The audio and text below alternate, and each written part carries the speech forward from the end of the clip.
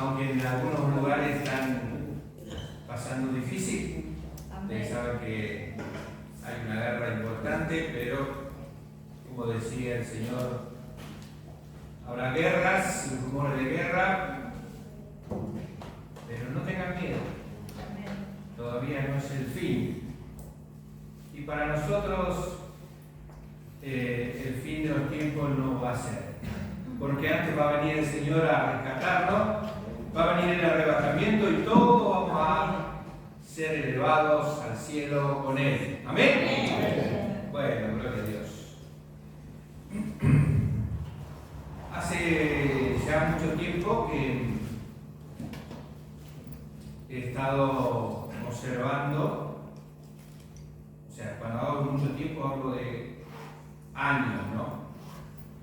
Observando cómo las personas se comportan, ¿no? Me acuerdo cuando estaba estudiando, nos hacían hacer una práctica donde uno tenía que estar casi todo el día observando un lugar y el comportamiento de la gente. La materia era observación. Y a mí me tocó estar en una expendedora de nafta, donde llegaba la gente, pedía el combustible, se bajaba, revisaba el vehículo según las necesidades de cada uno, ¿no? Y ahí uno tenía que ver las reacciones de las personas, lo que pasaba, cómo hablaban, qué decían, qué hacían. Todo eso para, digamos, englobar el hecho que la sociedad tiene diferentes formas de comportarse según cada persona, según la subjetividad de la persona. Por ejemplo, algunas personas no se daban cuenta que decía 5% de descuento y abajo en pequeño decía para socio. Y algunos discutían, pero no me hizo el 5%. Dice, pero usted no es socio. O sea, la idea era que se hicieran socios. Pero ahí cada uno interpreta desde su ángulo, ¿no es cierto? El negociante para hacer el negocio y el cliente tratando de sacar un poco mejor el precio. Y la vida en general es así. Uno mira la vida desde su óptica. Y a veces nuestra óptica pareciera que la única. Entonces, a veces nos llevamos bien con una persona y mal con otra, porque nuestra óptica está delineada hacia cierto tipo de persona. Y ahora yo les quiero hacer, digamos, hacer que ustedes tengan un pensamiento reflexivo sobre esto. ¿Es correcto comportarse de esa forma? Y bueno, de nuestra óptica sí. Pero en el bienestar general, en la actividad social, uno tiene que ser más sensible a lo que el otro piensa, a lo que el otro es, a ser más, digamos, maleable en su pensamiento, en su razonamiento, para dar lugar a que el otro también tenga su forma de pensar. Y entonces vamos a librarnos de un montón de problemas. Porque nuestra óptica puede ser, o nuestra manera de mirar, para cambiar la forma de decir, nuestra manera de mirar puede ser totalmente equivocada. Yo les cuento una charla que una vez tuve, estábamos en un grupo de estudiantes cuando yo estaba estudiando en el seminario, y decía, no, cuando yo fui a tal lugar, a tal otro, y estábamos hablando de las necesidades de la gente. Y entonces, entre esa charla, yo intervine y dije, bueno, yo cuando fui a Paraguay, Estuve en un lugar donde en la plaza encontré un grupo de personas y yo digo, pasando el tiempo agradable. Sí, dice, porque en la casa no se puede estar por el calor. Y entonces intervino otra persona, una señorita paraguaya, y me dice, no, lo que usted está diciendo no es verdad. Porque en Paraguay todos tienen aire acondicionado. Yo no dije nada, ni discutí ni nada, quedó ahí la situación. Lo que pasa es que esta señorita venía de una posición bastante importante en Paraguay.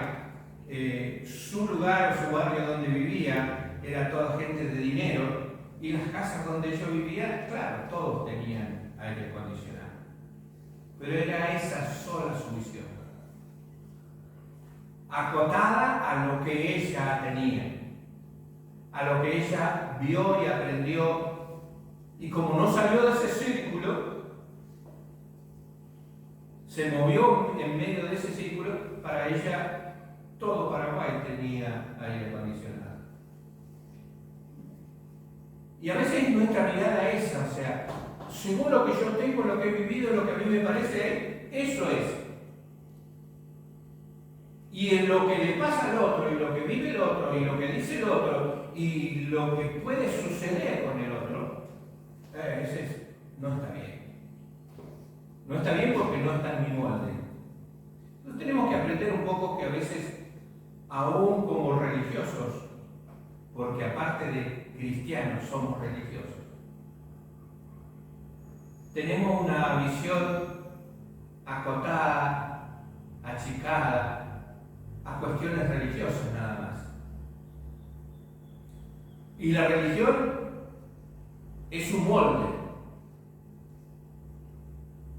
Sea cual sea la religión, no importa. Pero nosotros, digamos que la religión o la liturgia, todo lo que hacemos, tenemos que hacerlo con un motivo especial. Que es no lo que nosotros pensamos, no lo que nos dicen que debamos hacer, sino lo que Dios quiere que hagamos. Entonces miramos la palabra y entendemos que dice que sin fe es imposible agradar a Dios. Entonces toda nuestra liturgia, toda nuestra religiosidad tiene que ser primeramente basada en la fe, en lo que creemos, en lo que deseamos entregarle a Dios. Podemos hacer muchas cosas en la iglesia, podemos arreglar, discipular, cantar, predicar, hacer estudio, pero si no lo hacemos por la fe en nuestro Señor Jesucristo, por la obra que Él hizo, por la gracia que nos regaló, de nada nos sirve. Es un trabajo más. Es algo que estamos haciendo por repetición. Es algo que Dios dice que no le agrada. Al pueblo mismo le decía, ustedes con su boca me alaban, pero su corazón está lejos de mí. Entonces es importante que nosotros empecemos a desglosar un poquito cuáles son nuestras actitudes al acercarnos al Señor Jesús, al acercarnos a Dios. Y es importante que sepamos qué hacer y de qué forma hacerlo, porque eso va a ser lo más importante para nuestra vida. Y recordar que a veces nuestra mirada es diferente a los demás, no porque sea la correcta, sino simplemente porque es diferente. No que el otro esté equivocado, sino de pronto es que yo estoy mirando equivocadamente. Hay una teoría, en realidad es una ley, que se llama que la ley de la percepción. Desde dónde estás mirando, en qué ángulo estás mirando las cosas, lo vas a ver diferente. Seguramente que ustedes están mirándome ahora a mí y alguien dice, sobre su lado tiene un pupito ahí que es el micrófono. Y el que está mirando de este lado dice, no tiene nada de ese lado. Porque tienen dos ópticas diferentes. Entonces nosotros tenemos que tratar de ver correctamente. Voy a llevarlo a una lectura que es un poquito larga, pero nos va a dar una perspectiva de situaciones que se presentaron cuando Jesús iba caminando con sus discípulos. Y lo vamos a leer en Marcos capítulo 5, del versículo 22 al 42. Marcos 5, 22 al 42. Vamos a comenzar la lectura diciendo: y vino uno de los principales de la sinagoga, llamado Jairo, y luego que le vio, se postró a sus pies y le rogaba mucho, diciendo: mi hija está agonizando, ven, pon la mano sobre ella, para que sea salva y vivirá. Fue pues con él, y le siguió una gran multitud que le apretaba. Pero una mujer que desde hacía 12 años que padecía flujo de sangre y había sufrido un control de muchos médicos y gastado todo lo que tenía, y nada había aprovechado, antes iba peor. Cuando oyó hablar de Jesús, vino por detrás entre la multitud y tocó su manto, porque decía: si yo tocare solamente su manto, seré salva. Y enseguida la fuente de su sangre se secó y sintió que en el cuerpo estaba sano de aquel azote.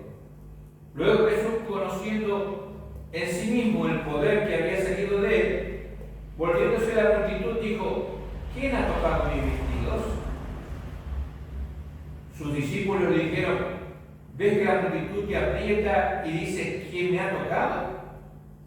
Pero él, mirando alrededor para ver quién le había hecho esto, entonces la mujer, temiendo y temblando, sabiendo que en ella había sido en lo que ella había, sabiendo lo que en ella había sido hecho, vino y se postró delante de él y le dijo toda la verdad. Él le dijo: hija, tu fe te ha hecho salva, ve en paz y queda sana de tu azote. Mientras él aún hablaba, vinieron de la casa del principal de la sinagoga diciendo: tu hija ha muerto. ¿Para qué molestas más al maestro? Pero Jesús, luego que oyó lo que se decía, dijo al principal de la sinagoga: no temas, cree solamente. Y no permitió que le siguiera nadie sino Pedro, Jacobo, Juan, hermano de Jacobo. Y vino a casa del principal de la sinagoga y vio el alboroto que los que lloraban y se lamentaban mucho. Y entrando le dijo: ¿por qué alborotáis y lloráis? La niña no está muerta, sino duerme. Y se burlaban de él, mas él, echando afuera a todos, tomó al padre y a la madre de la niña y a los que estaban con él, y entró donde estaba la niña. Y tomando la mano de la niña le dijo: Talita cumi, que traducido es: niña, a ti te digo, levántate. Y luego la niña se levantó y andaba, pues tenía 12 años. Y se espantaron grandemente. El relato es largo, pero nos está hablando de dos situaciones. Yo diría hasta de tres situaciones. Una de Jairo, un principal de la sinagoga, alguien que tenía autoridad y formas religiosas que la mayoría del pueblo no quería. El principal de la sinagoga quiere decir que estaba habituado a las cuestiones religiosas, sabía lo que hacer, tenía todo un orden de cuestiones. Y era el su panorama, ese es el primero. La segunda era la mujer, que simplemente estaba sufriendo por 12 años una enfermedad y ella directamente fue a buscar lo que ella necesitaba, sin ningún protocolo. Y después tenemos la multitud, que al ver las circunstancias de la vida, llora y patalea, grita y se rompe la vestidura. Podemos decir que tanto Jairo como la mujer tenían fe, diferente, pero la tenían. Pero hay aquellos que no tienen ni una pizca de fe, ni confianza, ni esperanza, que lo único que le toca es el llanto, la angustia y el temor a lo porvenir cuando se presenta la muerte en sus hogares. Yo creo que ahí hay una perspectiva de la cual nosotros podemos ver casi todos los días. Aquella persona que es religiosa, que tiene una fe un poco diferente a la fe de la mujer, que a la necesidad enseguida corre a donde estaba Jesús, y aquellos que no tienen ninguna esperanza, que solo les toca sufrir y llorar las consecuencias de esta vida. Vamos a mirar el primero, que es Jairo, que es un hombre que lo tenía todo, probablemente tenía una buena posición. Ahora él se regía bajo esas estructuras religiosas, donde toda la vida se había movido. Por eso cuando llega y primero dice cuando vio que era Jesús, o sea, cuando contactó que era, o sea, no era que iba a hacer cualquier cosa, no, tenía que estar seguro de lo que iba, de quién estaba y a quién se iba a acercar. Y ahí recién él se postró delante de sus pies, una actitud de reverencia hacia alguien que él consideraba que tenía más poder que él. Entonces hace la reverencia, digamos, una reverencia religiosa. A veces nosotros doblamos nuestra rodilla o hacemos algo para Dios simplemente reconociendo que Dios es grande, porque sabemos que lo es. Ahora la fe tiene que tener algo más profundo que simplemente las acciones de nosotros. Que está bien las acciones, o sea, para eso hacemos las reuniones, para eso tenemos toda esa liturgia, porque es importante, porque nuestra vida tiene que acostumbrarse a buscar de alguna forma, y entonces uno es como el cuaderno de primer grado cuando nos marcan bien la línea para que las letras no se vayan de ese renglón. Así es la cuestión religiosa, que más o menos le va marcando para que usted vaya aprendiendo y después, no importa si no hay línea, usted va a escribir derecho o correcto. Entonces la cuestión es que este hombre tenía esa estructura y entonces cuando escucha que realmente era Jesús, va y se arrodilla delante de él y le dice: ven y pon la mano sobre mi hija y sánala y va a vivir. O sea, tenía todo el cuaderno de la situación. Fíjense que él lo primero que hace es ver si realmente era alguien importante, si era Jesús. Después tomó una actitud de reverencia, dice: sí, a este vale la pena arrodillarse, porque este tiene más poder que yo. Y al hacerlo, no solamente tiene esa actitud, sino le dice: ¿qué tiene que hacer? Yo vine para esto.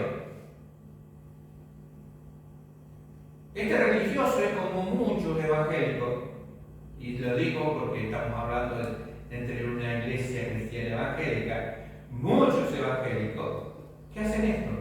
Le demandan a Jesús y le dicen, esta es la lista del supermercado personal que yo tengo. Señor, yo quiero que haga esto, aquello, lo otro.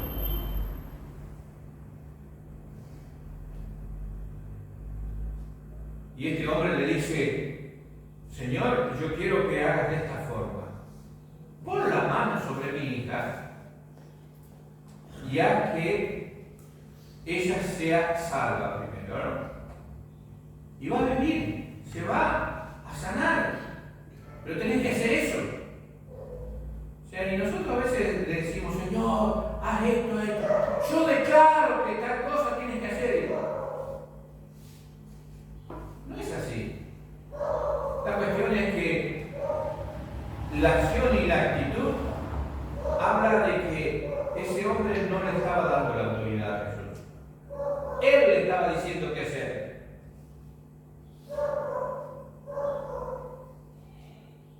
Uno cuando está, por ejemplo, si viene un electricista a su casa porque usted no sabe nada de electricidad, usted le dice, no, usted no lo haga así, hágalo como yo le digo. No, entonces hacelo vos, nene. Cuando alguien viene y sabe lo que tiene que hacer, usted no tiene que decir nada. Acá la cuestión es que él todavía creía que por su religiosidad tenía la autoridad. Y la autoridad es solamente de Jesús.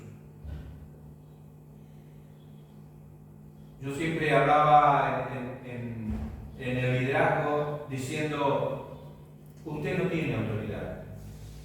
Dios tiene autoridad. Cuando usted toma autoridad, es una autoridad que depende de Dios. Porque la autoridad no se delega. La autoridad es siempre de Dios. Lo que delega es un lugar de autoridad. Por ejemplo, yo estoy acá, no es que tenga la autoridad de pastor. Dios tiene la autoridad. Y me puso en un lugar de autoridad que es el pastorado. ¿Sabes si lo comprende? Entonces, no es usted, es Dios obrando. Entonces tenemos que aprender como religioso a no decirle lo que Jesús tiene que hacer, a no decirle lo que Dios tiene que hacer. Jairo era el principal de la sinagoga, acostumbrado a ordenar, a hacer las cosas conforme a lo que él le parecía, hablar y hacer y pensar como yo lo digo. A veces ustedes seguramente han encontrado personas de ese tipo, que aseguran y aseveran cosas que a veces no son la realidad y a veces son totalmente equivocadas.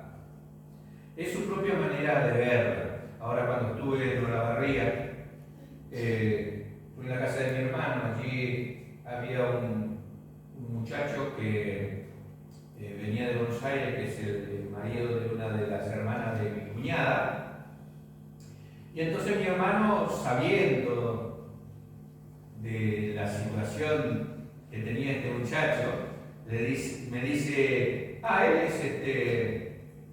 él cree en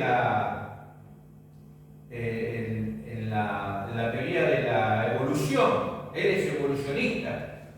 Le digo, mira qué bien.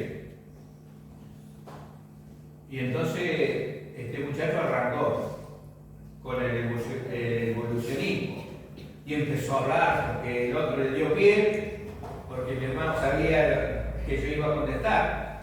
Entonces habló, y hasta que se cansó de hablar y me dice, ¿y a usted qué le parece?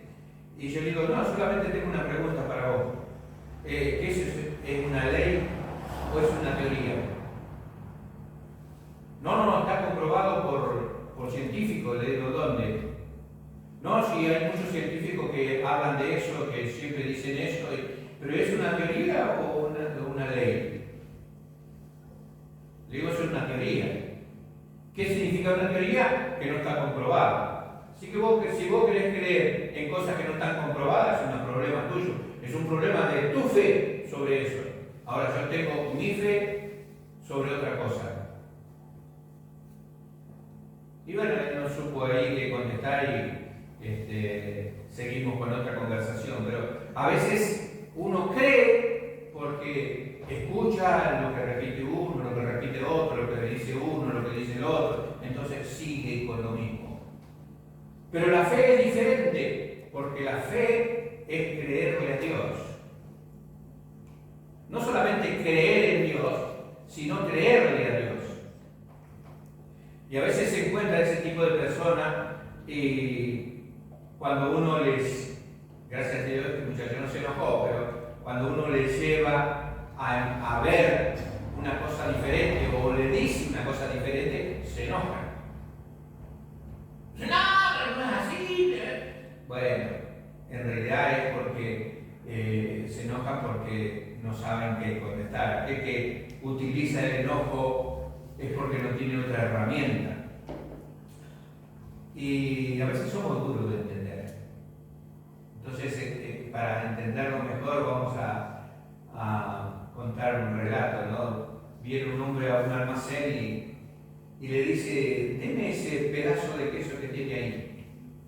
Y el almacenero le dice: disculpe, pero no es queso, es jabón. Me dice: pero me va a decir a mí, yo conozco el queso desde que lo hacíamos en la casa. ¿Eso es queso? No, señor, es jabón. Le digo que es queso. Y el almacenero dice: bueno, si usted cree que es queso, lléveselo. Se lo vendió. Y el almacenero quiere vender. Al tiempo viene este hombre y el almacenero dice: ¿y qué tal el gusto del queso? Y más o menos dice: tenía un poquito gusto a jabón, pero era queso. Bueno, a veces hay personas que no cambian, ¿no? ¿Qué va a hacer? Entonces, del fenómeno que estamos hablando es el fenómeno sinóptico. Usted si ha escuchado hablar un poquito más del tiempo evangélico, de que se enseñaba los libros sinópticos, que son los evangelios. Es el evangelio visto de diferentes formas. Entonces la percepción de este fenómeno sinóptico es desde qué lado estás mirando, la diferencia de los acontecimientos. Entonces, una discusión entre personas que se habían encontrado en un lugar y observando un choque entre vehículos, el que estaba del lado izquierdo decía: no, este venía muy rápido porque pasó al lado mío a una velocidad. Y el que estaba del otro lado dice: no, el otro venía más rápido porque, claro, según de qué lado veían que el vehículo iba rápido. Probablemente los dos iban rápido, uno más lento que el otro, no se sabe. Pero según el espacio donde usted se encuentre, según el lugar donde usted se pare, va a haber cosas diferentes. Entonces, según nuestro modo de ver, es según donde nosotros nos ubicamos y nos paramos en la vida. Y a veces es importante que nosotros nos demos cuenta que a veces nos paramos en el lado religioso, como este principal de la sinagoga que se llama Jairo, y teníamos una visión de la perspectiva diferente, las formas y nuestra manera de vivir nos lleva hacia un lugar donde nuestro futuro es cambiado, porque nuestra forma de vivir es diferente, porque todo lo que pasa está influenciado desde lo que nosotros vemos, porque tal vez vivimos un pasado diferente que el otro, tal vez nuestro presente sea diferente. Estamos viendo la vida de una forma completamente diferente a las demás personas. A veces nos enojamos por cosas que tienen que ver con nosotros mismos. No porque a mí ya me lo hicieron. No porque a mí ya me pasó. Oye, el que está enojado dice: mirá con qué cara me mira. Y el que está enamorado dice: ay, mirá con qué cara me mira. Es la misma cara.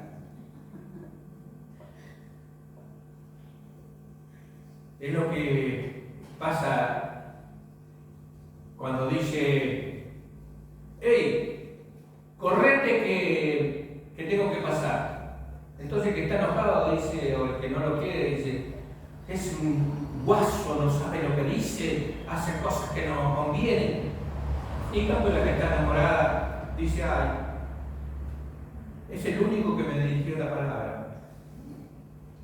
Claro, porque tienen perspectivas diferentes, está parado en una cuestión emocional diferente. Entonces cuando usted se enoja con alguien, fíjese si usted no está enojado por él antes de lo que sucedió. Porque eso es lo que nos pasa, estamos influenciados por nuestra situación, por nuestros problemas. Pero teníamos aquí esa persona estructurada y a veces las situaciones nos estructuran, pero tenemos que tener esa fe que tuvo esa mujer, que era una fe que le impulsó a hacer cosas aún intrépidas, aún cosas que de pronto los demás no creen esta vez, pero creyendo que va a suceder. Ha pasado con otras personas que entienden que la fe es más de lo que realmente nosotros creemos. A veces, por ejemplo, nosotros que enseñamos la palabra de Dios, decimos, no, teológicamente no es correcto. Claro, sí, es verdad. Y yo creo que eso es razonable. Pero la fe no tiene razón. Por ejemplo, ustedes recuerdan la pesca milagrosa, ¿no es cierto? Jesús le dice, echen las redes a la derecha. Echaron las redes a la derecha y pescaron cantidad de peces. Y se cuenta la historia que alguien que tenía la fe de esta mujer pensó en ese versículo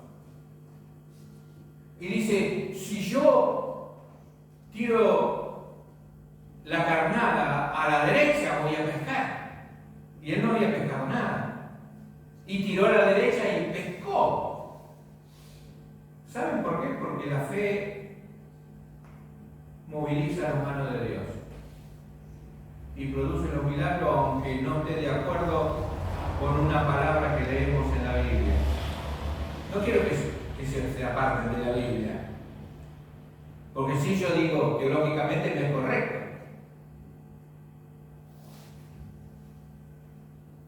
Y le cuento algo que pasó en Curuzucuatián. Teníamos un terreno al lado, desocupado, y un día mi hermana dice, vamos y lo caminamos, porque la Biblia dice que donde pusieres la planta de tus pies será tuyo. Y yo teológicamente, pero nada de eso, o sea, lo dije para mí, no se lo dije a ella, no es correcto teológicamente, porque eso se lo dijo Dios al pueblo de Israel cuando iban a conquistar la tierra prometida. Pero la acompañé, recorrimos todo el terreno. Al poco tiempo el terreno era nuestro. Yo sé que el Señor no me respondió a mí. Respondió a una fe simple, pero que le creía a Dios. Entonces tenemos que tener en cuenta que esta mujer vino, no como el otro que se vino de frente a verificar si era Jesús. Ella escuchó que era Jesús y vino por detrás de la multitud y le tocó su manto. Porque decía, bueno, si yo llego a tocar el manto, seguro que voy a ser salva. Y aquí tenemos esa mujer que sufrió 12 años una enfermedad, sufrió el escarnio social, porque esa enfermedad, como era flujo de sangre, se la consideraba inmunda, tenía que estar apartada de la sociedad. Y por 12 años esa mujer sufrió probablemente el ser considerada inmunda. 12 años donde ella sufrió buscando médicos que le ayudaran, pero no le dieron ninguno de ellos solución. 12 años donde perdió todo su dinero, donde no tenía cómo arreglar su caso. Al contrario, ella sentía que cada vez estaba peor. Así que ese sufrimiento de la mujer no tenía ya ninguna otra cosa para buscar, ni dinero ni médico, y el tiempo ya era suficiente, pero escuchó de Jesús y generó la fe para ir a donde él estaba. Una fe que es clave para poder solucionar los problemas. Ella fue y tocó el manto. Ella oyó de Jesús y fue a donde él estaba. Se abrió paso, buscó la forma y tocó el manto de Jesús. Dice la palabra de Dios, al instante fue salvo. Al instante fue sana. Al instante, al momento, ella fue sana. Fíjese que Jairo todavía estaba ahí, esperando que Jesús llegara a la casa de él para que hiciera lo que él estaba indicando, que pusiera su mano sobre su hija. Pero esa mujer, ni bien tocó el manto, fue sana. Y aquí que ejercitar la fe y el poder de Dios va a surgir al instante. Cuando uno ejerce la fe, el poder no se espera, sucede. Dios siempre responde a la fe. El poder de Dios se mueve por la fe. La fe es la que trae bendición a nuestra vida. La mujer nos preguntó, como Jairo, nos va de frente a la gente donde estaba Jesús, no se arrodilla, pero ella arrebata la bendición, ella agarra la bendición. ¿Por qué? Porque ejerce la fe. Y la fe no tiene ningún molde religioso. Ella toca el manto, solo cree que Jesús le va a sanar y automáticamente ella fue sanada por el poder de Dios y fue librada del azote que ella tenía. El resultado es que Dios responde a la fe que uno tiene. Un poco tarde, digamos, como lo fue con Jairo. Él se dio cuenta que en el camino algo sucedió. Dice, poder salió de mí. Y el poder sale de Jesús cuando nosotros nos acercamos a Él con fe.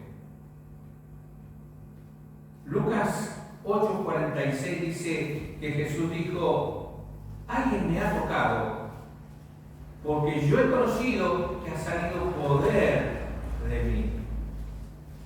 Si uno busca el poder, tiene que acercarse a Jesús.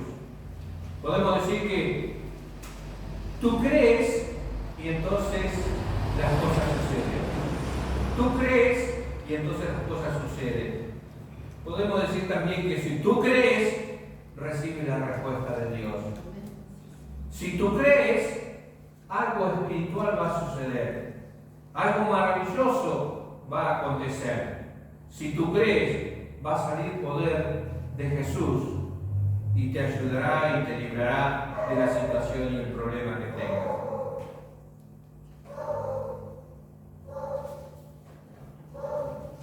Ahí están dos personajes.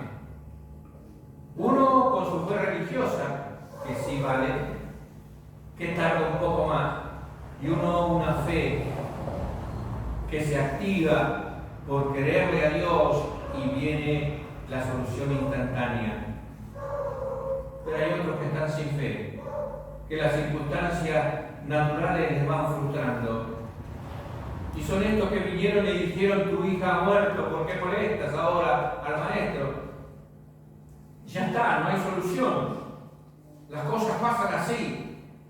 Y sentía Jairo de pronto que sí tenían razón, no había solución. Su hija ya estaba muerta. Entonces, ¿qué iba a hacer? Tal vez Jairo se hubiera pasado, tal vez si esta mujer no hubiera venido y se hubiera parado todo lo que iban caminando, tal vez se hubiera llegado más temprano, tal vez mi hija hubiera sido salva a esta mujer que apareció. Y esa mujer solamente actuó por fe. Pero Jairo no dijo nada. El temor y todas las angustias que tenía, el llanto, el dolor y toda la familia allí llorando y los que lo conocían, era un tremendo alboroto. Lo que Jesús llama la atención, dice, pero ¿por qué no creen? En realidad estaba diciendo, no hay fortaleza espiritual dentro de estas personas que no tienen fe.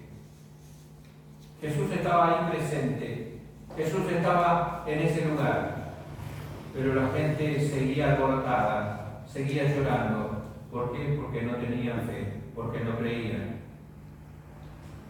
Pero Jesús lo hizo callar. Y dice, termine con ese alboroto porque la niña está durmiendo. La tomó de la mano y le dice, niña, a ti te digo, levántate.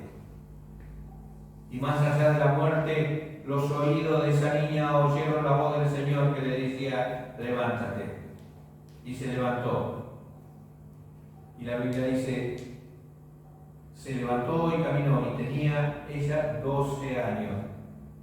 Y entonces a mí se me ocurrió pensar en el paralelismo. Yo le diría, mirá, Jairo, el día que nacía tu hija, comenzaba la enfermedad de esa mujer. Y los 12 años de tu hija hasta que se enfermó, esa mujer estuvo enferma.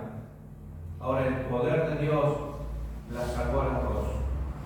Quiere decir que no es el tiempo, ni es el momento, ni la circunstancia, ni las cosas que pueden pasar, sino si hay fe, el poder de Dios se manifiesta. Las dos fueron sanas. Esta situación de sanidad de Dios instantánea y aquella que hizo con la niña resucitándola es porque la fe en Jesús actúa con ese poder que tiene Dios. La niña tomó la mano de Jesús porque Jesús le extendió la mano y la levantó. Pero había otra mano que se filtró dentro de la multitud, dentro de los problemas, de las circunstancias, que fue la mano de la mujer para tocar el manto de Jesús. Y esta mujer tocó el manto de Jesús con la fe de que Él iba a salvar. Tal vez nosotros no tengamos un manto ni hagamos como la Iglesia Universal que hace cosas para que la gente vea, pero sí tenemos que tener la fe que tenía esta mujer y creer que si alzamos la mano de la fe hacia Jesús, vamos a ser librados de nuestro suerte, vamos a ser librados de nuestros problemas, de nuestras circunstancias, de aquello que nos está agobiando. Dios tiene el poder, nosotros tenemos la capacidad de creer para que ese poder sea liberado de Jesús, para ser nosotros sanos, libres y que recibamos la bendición de Dios. Que Dios les bendiga y les guarde y que realmente puedan ejercer la fe así como lo hizo esta mujer. Bendiciones para ustedes.